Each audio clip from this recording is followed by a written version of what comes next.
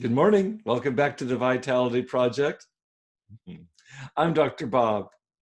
Yesterday, we set the tone for our inquiries that each of us can do with our own recovery-oriented behaviors. And as we talked about it, the key here are a couple of attitudes: curiosity and kindness.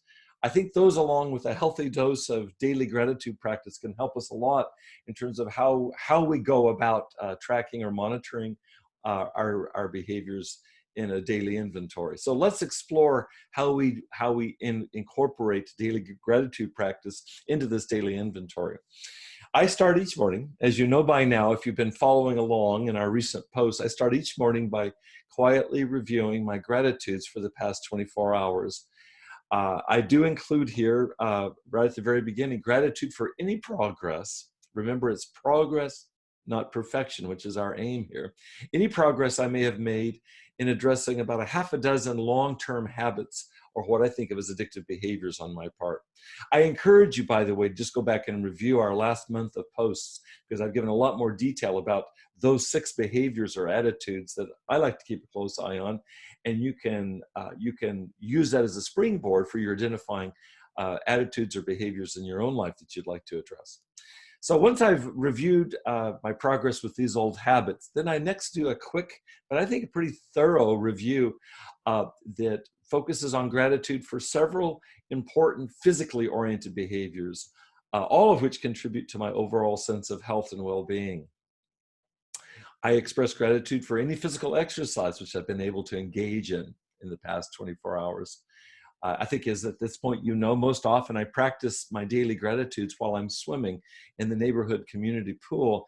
This means I can actually pause as I'm swimming and express gratitude for the exercise I'm currently in the midst of. It's really fun. I also express gratitude for having eaten nutritiously during the past 24 hours. This gives me a chance to offer thanksgiving for having food on my table and being able to eat well.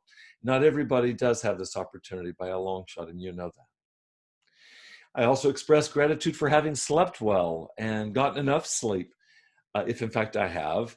You know as well as I do how crucial good sleep is to our overall well-being and vitality, and maybe nowhere more pointedly than in early recovery. So I'm really grateful for good sleep.